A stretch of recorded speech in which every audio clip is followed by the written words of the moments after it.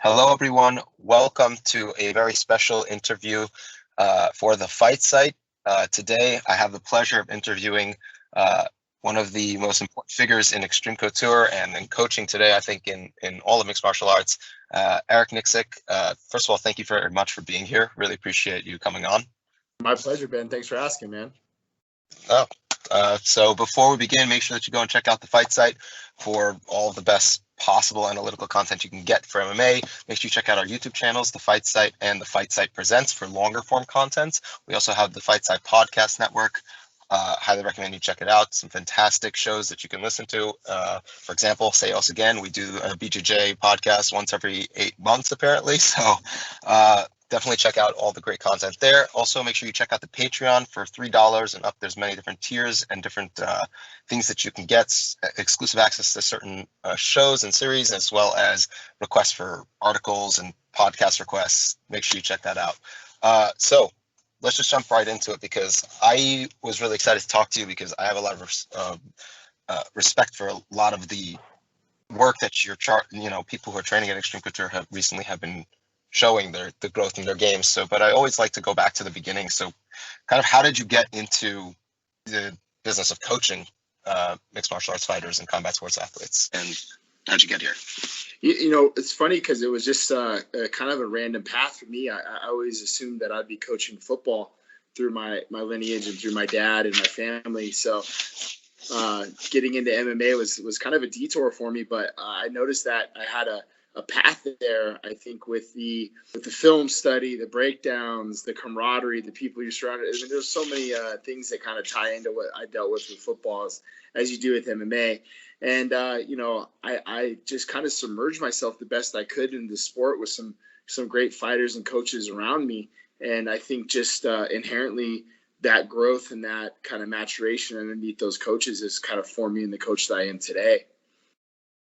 And jumping off that, can you explain what your overall philosophy towards training fighters is, I guess, today and throughout your evolution? How it started versus how it is now, I guess, is kind of what I would want to compare, because, just like fighters grow throughout their careers, I imagine coaches have those same experiences with growth. So what were you like back when you were first starting out and throughout your coaching career? Very, very young and very naive in the fact of you don't really understand a lot about the nuances of the sport. And I think that's really the only way you get to understand it is through experience, through the time on the mats and on the road, learning how to cut weight, learning how to wrap hands, learning how to hold pads, trying to do all those things to maximize yourself and your ability. I started to notice that a lot of coaches coming up were labeled as specialty coaches, like, oh, I'm a grappling coach, I'm a boxing coach. And I felt like there was always room for improvement when I would hear that, like, oh, you're a specialty coach, which means you're not willing to learn some other stuff, So I felt like I have a room to grow, and I wanted to learn how to hold pads. I wanted to learn how to wrap hands, wrestle, grapple, and everything. So when I go on the road with one of my fighters, they don't have to bring 3 other coaches. They're able just to bring one coach, and he or she can do it all. So for me, honestly, it was a lot of trial and error and figuring things out on the fly. But, for me, I think a lot of my coaching philosophy ties into the Robert Fallis, Dennis Davis, and all the guys over at Extreme Couture, and just, setting a standard for the gym and the team, and upholding that standard, and understanding that it's the little things, it's the details that matter in the fight game that I think make us so good at Extreme Couture, to be honest with you. The gym itself has kind of grown, I would say, a lot in recent months and over the past year or so. So has that affected how you're able to train, I guess, fighters? Because I guess the stable fighters you work with grows, it's a lot. There's not as much time for necessarily individual attention. So how have you had to change or gear your approach towards training fighters, I guess, as you've had to spread more thin? Yeah, we rely very much on each other. We're such a big team, but our coaches are very close. We're a very tight-knit group. Myself, Eddie Baracco, Nate Pettit, Dennis, Ray Seffo. We have Jake Shields on board now, Roman Isbell. So we spread that out actually really, really well. So if I'm on the road, for example, Eddie will usually pick up and help me with other stuff. Like he's been helping out with Francis on Saturdays. If Eddie's gone, I'm helping out, picking up his stuff. So I think the kind of that mentality of like, we take care of one another and everybody else feels taken care of as coaches and staff has really worked out for us because, the success of the team and that rising tide raises all ships mentality has really helped for all of us. I want to kind of guess, do a bit more of a specific question as it relates to actually training your fighters, because you mentioned Francis, but there's a lot of other fighters that are working with you guys. So it's kind of a multi-tiered question. So I'll start with the first one, which is kind of like in the career arc. How do you generally approach, working with somebody who's, earlier in their career versus someone who might be a more developed veteran who's kind of like in their prime versus somebody who might be on the downswing physically, coming to a close of their career? Because I imagine there's different, things that are needed for those fighters. So what would your approach be towards those different career portions, I would say? Oh, that's a great question. I think for me, I really like to sit down with each individual and almost kind of map out a game plan or a thought on just exactly what you're saying, maybe where they're at in their career. Sometimes you'll come across veterans that have been doing this for, almost a decade now, and they like more of a boxing style camp where it's like a little bit's more tailored to them. They're picking out their own times and training partners. Some guys will be young, up and coming guys. They need more ring time, cage time, sparring in the room with the rest of the individuals. So it just really depends and predicated on the fighter. And then I have to be transparent with them as well. Like sometimes I've had fighters that feel like they didn't need this sparring or this or that, and then you're kind of losing track on some of those important meat and potato pieces within the camp. So I really like to sit down with them and spend like 30, 45 minutes and just listening what they have to say, and then getting their idea of what a perfect training camp will look like, and then me kind of redlining some stuff and putting my input in, because at the end of the day, Ben, it's like it's up to the fighter. They're the CEO of their company, but I'm there to kind of help navigate that. And how do you? So I guess you kind of touched on it with regard to like it's their career, it's their style, how they approach it is really at the end of the day the final decision. So how do you deal with those different kinds of temperaments? Because fighters are, in my experience, an interesting breed. There's something different about fighters many times. There's something there that isn't present in most regular people, I guess, is the best way of putting it. So how do you deal with those different temperaments? And yeah, go ahead. Honestly, just being transparent, just being honest with one another, because I'm at the point now in my career where, I don't want to be wasting time or spending time with people that, for one, aren't putting the correct work in, the time in. They don't appreciate the time value that we're giving them as a coaching staff. And, last but not least, man, like if it doesn't motivate me to take time away from my wife and kids, then I just won't do it anymore. I won't dilute our product or our name just because, I've had that. Fighters see what we're doing and they think that like they can just show up to the gym and all of a sudden we wave this magic wand over their head and they win fights. It's further from the truth. Like it's a lot of prep work. There's a lot that goes involved, but we also need you to commit 110%. So if we don't feel like we're getting that meeting in the middle mentality, I have no problem cutting somebody off or just saying, I just don't think it's going to work out. So I wanted to also kind of like touch on the other aspect of it, which is like fighters are coming from different athletic backgrounds too, and how you approach training camps for different fighters who come from a boxing background or Muay Thai or wrestling. So what is your, I guess, philosophy towards, someone with an extensive athletic background who's coming in?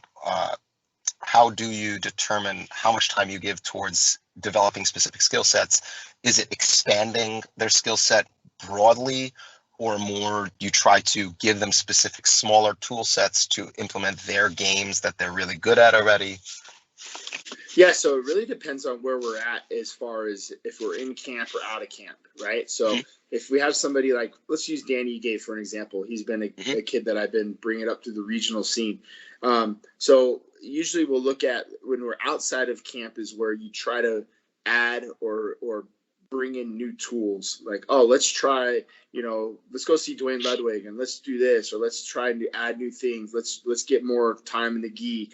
And then when you get into camp and you have a specific game plan or an attack or an approach that you're trying to take in that fight, I do two things. I do one is I'll sit obviously and break down our opponent, but two, go back and sit and break down ourselves and put a game plan together of what I would do if I were to fight Dan Ige and how we would approach that and see if there's any holes or anything that I can see that they would try to bring to light or take advantage of. So game planning for a fight, and obviously outside of camp, I think you'll see more like, oh, let's try this, let's add some spins, let's do this, let's do that, and make it a little bit more fun and a little bit more growth. Whereas in camp, you get, we would like to say, meat and potatoes, very specific to the game plan, and try to stay the course with very, very rare, like outside distractions, if you will. And with regard to the prep work for those camps, both in and out of camp, how much tape, I imagine you watch plenty of tape, but how much tape do you watch with your fighters specifically? Do you try and have them watch the tape with you, or if they just say they're not interested, you just allow it to go and then just work the game plan around it? Yeah, some guys aren't very big on watching a lot of tape. Like Brad Tavares isn't a big tape guy. He likes to allow me to do that and then come up with what I feel is right. He trusts my eye. But then there's other guys like young up and coming guys like Puna and Dan. Mm-hmm. Like, usually if we're doing a session in the day, like we'll do one in the morning or something like that, I usually do 15 or 30 minutes of film with them before we go out onto the mat. So when we fought Korean Zombie, Dan would come into the office. We would watch 30 minutes of either his old fight tape or Korean Zombies. And sometimes there's little things you can pick up every time, but it's almost like a fresh, like get it in your head before we go out to understand what we want to work on, what we're going to accomplish for that day. But some guys are kind of weird about that stuff. Some guys are like, oh, I don't want to watch it, I just want to, you tell me what to do. But this is kind of a weird way to put it, and it's the best way I can equate it. I tell my guys to think like a serial killer, like you're hunting somebody, you're hunting another person, and you want to look at them in ways where, yes, like you want to understand their mannerisms, you want to understand their movement, you want to understand, when they're tired, what do they look like, and see if you can pick up any of those physical clues from them, and I think it's kind of important. Might be a sick, twisted way to look at it, but that's kind of the way I approach it. Like I said a little bit earlier, fighters and I guess everyone around them are just a different breed, right? Exactly. Yeah. Sean Strickland loves that one. So I'm sure after his interviews, I do not doubt you 1 second that he loves that one. So I'm actually going to bring up kind of the biggest, literally, example in your camp, and that's Francis. So we've kind of seen like his career arc, and it's been a little bit interesting to watch just because he's such a physical specimen, obviously, that for a good portion of his career, that's all that mattered, right? Like obviously he was working on building his skills, but the performance with the first Stipe fight to the second Stipe fight, obviously we're looking at, I wouldn't say two completely different fighters, but essentially two completely different applications from the same fighter. So leading up to that fight and preparing for that fight, kind of curious whether someone like Francis, who is so physically gifted and has the ability to do things that others can't, I'm curious what the general approach is for you towards building him as a fighter. Are you looking to, I guess, create the best version of a fighter who can stop takedowns or get up from takedowns and then get his hands put on you? Or are you trying to more just expand his skill set? And the reason why I'm asking that is because when watching the second fight, it was clear, obviously, that the homework was done on Stipe. The vulnerability to leg kicks. I really, really enjoyed that he built on that pivot. I remember against Curtis Blades in the second fight, after rocking Curtis shot for that single leg, and he pivoted around and while also sprawling back, and we saw that same exact application in the Stipe fight. So for Francis specifically, what approach are you guys taking? Yeah, for him, you nailed it, Ben. Like, he's still kind of a puppy when you think about his growth in the sport and where he's at. So we try to take full advantage of his athleticism, but moreover, now his situational awareness and his fight IQ. So when I try to coach him on things, the best results that I've had is when I explain to him the reasons why we do something. So if he's throwing a certain punch or a certain combination, and I just tell him to do this, it doesn't really reciprocate with him the same way it would if I explain to him why we do this. And then once he understands the reasons why, then you can start seeing it resonate with him as far as believing in the skill set and believing in the techniques.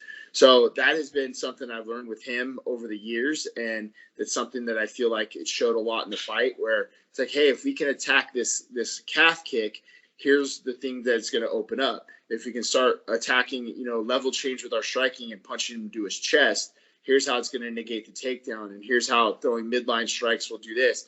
So all those things just kind of like really just open up one after another with a domino effect, if you will. So for him, I think our course has just really been like submerging him into the wrestling and the grappling side of things, to where, man, I can't tell you, Ben, it's crazy, bro. Like, this dude loves wrestling, loves their Mondays are our hardest practice ground days. And dude, he's in there smashing people. Like, he really enjoys it. He really loves being in there. And he's really just submerged himself in the grittiness of what wrestling and grappling entails. So don't be surprised, like on a Tuesday when we're sparring and you look over and Francis is just mauling somebody topside half guard.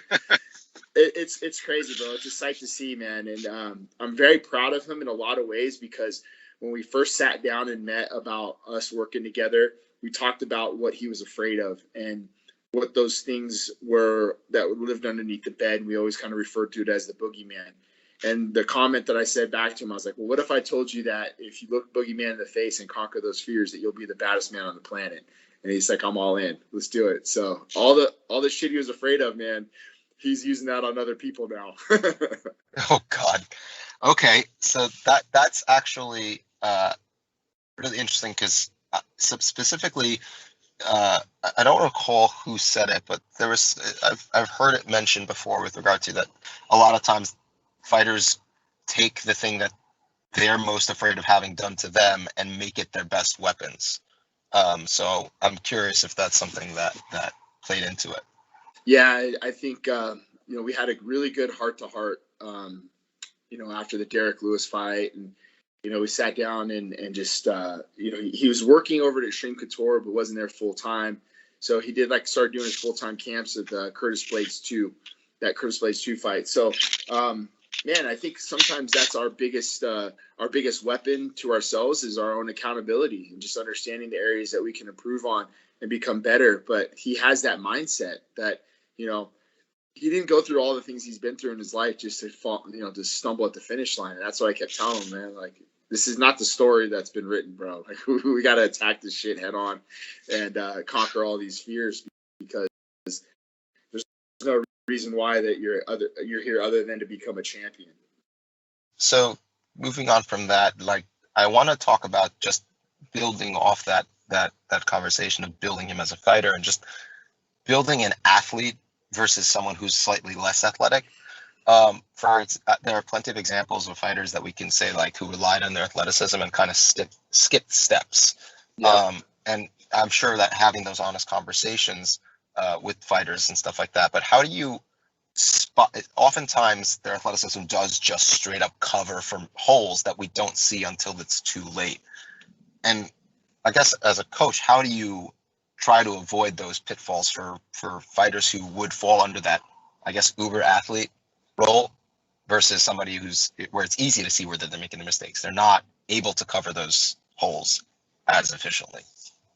Yeah, I think just that straight up honesty with them in a lot of areas. There was I guess I'll just name it by name, with Uriah Hall. I had Uriah. Right.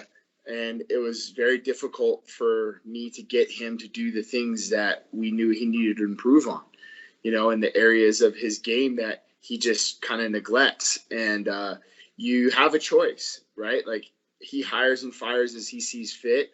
And if he doesn't like what he's being heard or being told or what he's hearing, then he can move on and go elsewhere. And I have no problem with that. Like if it's not a cohesive relationship, but I'm also not going to be a yes man. I'm not going to sugarcoat shit.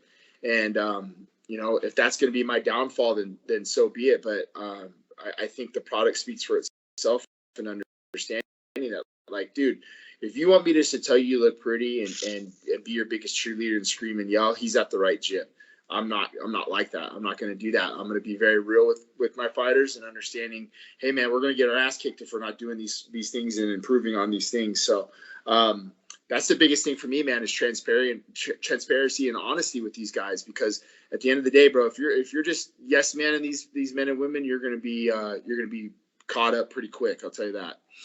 In a general sense, do you find a particular style or temperament as easier to work with, or assuming that they're going to listen to what you say, they're not looking for a yes man, but like, is there a specific style that you, I guess, prefer to work with or find easier that fits your style of coaching compared to some of the other coaches there? Do you prefer working with wrestlers or strikers, etc.?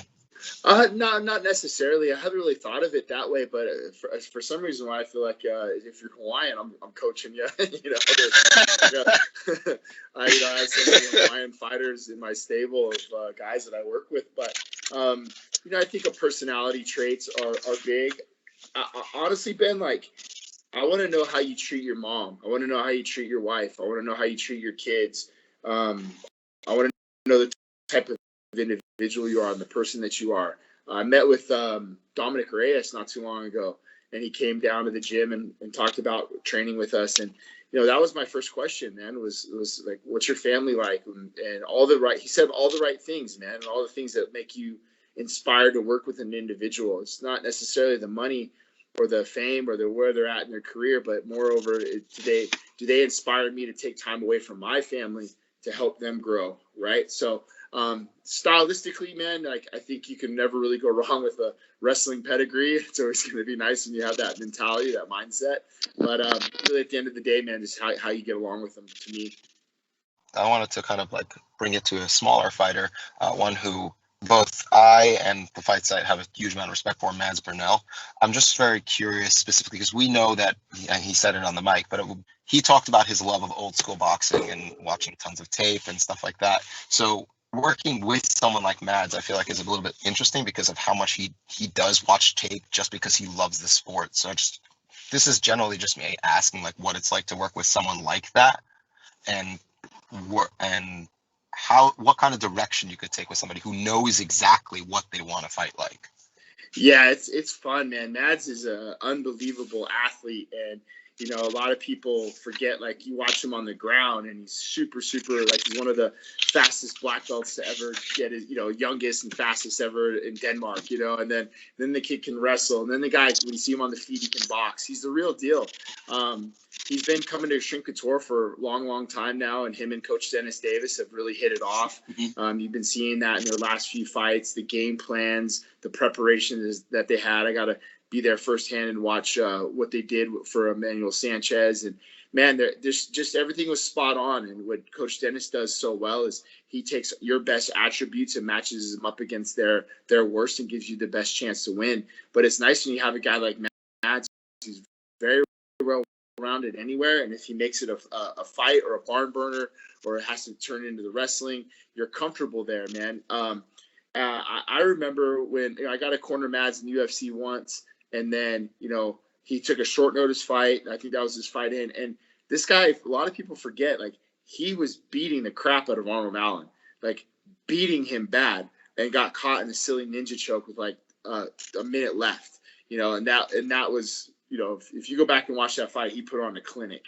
So, he hasn't, in my opinion, really lost too many times since in his career. This kid's a stud, and I think you're going to be seeing him fighting for the title here pretty soon.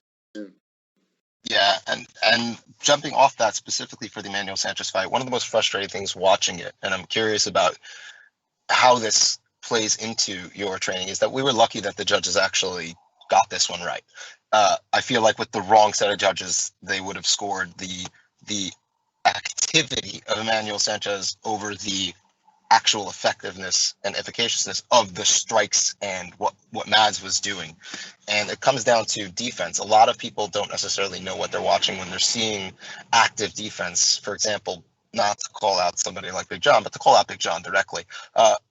Like he was talking about, like, he's like, oh, him and I think it was Mauro Ranallo were all talking about he's not moving his head, he's not getting his head off the center line. Like, he's actively parrying, he's deflecting, he's using his elbows, his shoulders, his hands, he's rolling with the shots. And also, when he is taking shots, almost all of them are on the tip of his forehead because he makes sure to brace for them. And that kind of defense is not the type of defense that's flashy. It's not the ones that catch your eye where you're just slipping everything and just getting out of the way. How do you as a coach work with that knowledge, knowing that there's a chance that it could screw you while also being obviously a more effective style? Oh, it's the most like mind-wrecking thing you could possibly think about, because you honestly don't know who you're getting until you're on the apron. And that's one thing I do every fight is I look and see the three judges when I get on the apron to see who we have. And sometimes, seeing a certain judge might make me change a certain approach in the fight. And that's been true. That's happened before. I know what certain judges are looking for, cornering for 14 years now, and a lot of them being in Las Vegas. I know most of their styles, let's say. So yeah, I mean, like a guy like Mads Burnell, who has that Philly shell double tier, like, the way he blocks and the way he moves. We know what he's capable of doing because we move with him and spar with him every day, and you see it. Things are deflecting off of him, and he's countering. So I'm thankful that he had the right judges that saw that, because I was watching the fight from my phone because I was cornering Cheyenne and Kai that night, and every time I turned the fight on or I was watching or I looked down, Mads was winning the fight. And then I saw Big John's scorecard. It was like 10-9, 10-9, a million. Yeah. I'm like, what the fuck am I watching? Like, am I missing something here? Because every time I look over, Mads looks like he's getting after this guy. So when they read the decision off, I was glad it went his way, because from what I watched in the 3 rounds that I saw, the off and on, Mads is winning that fight. Yeah, that perfectly sums it up. Yeah, Mads won that fight, and I'm glad he had the right judges because, yeah. So I guess I wanted to kind of bring it back to, I guess, one final question towards like the basics of fighting. When someone's just getting into it, and you're teaching someone from the bottom up, like someone like you said, Dan Ige, you kind of been teaching. So how do you generally approach that? Because I was talking to Pedro Hizzo, and he was explaining like how he first started training Jose. And he said, I just had him stand in front of a mirror and just straight punch for an hour straight. That was his first kickboxing, which apparently Jose still remembers and still hates him for to this day. But so how do you generally approach teaching someone like, Dan, I guess, from the ground up? What do you start with, and where do you go from there?